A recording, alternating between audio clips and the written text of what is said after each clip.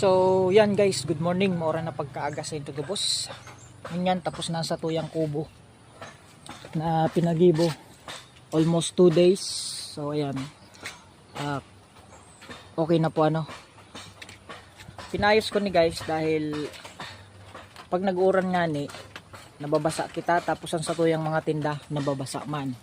So syempre, dahil kita komportable, nababasa kami man pati so aki ko.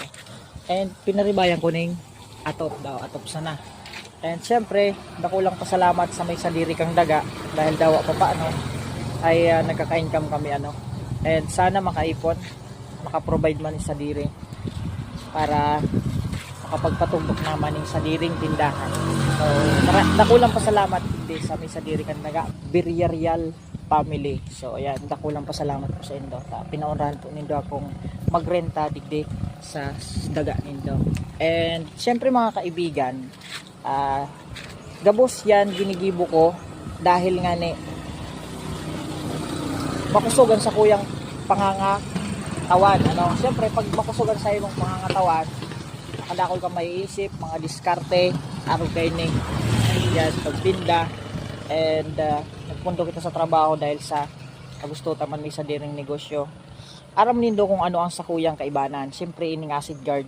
So ang acid guard plus mga kaibigan, tatabangan ka niya sa imong katawan para maging healthy ka. Mawaraan sa imong pagiging acidic, mga hilang-hilang, i-wash out kang acid guard plus. Ini po mga kaibigan ay may mga benepisyo na may tataw sa tuyang hawak para mahalian sa tuyang manghilang.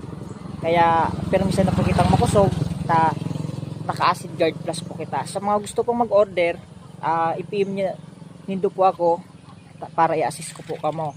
And yun lamang mga kaibigan, mag-acid guard plus ka na. God bless.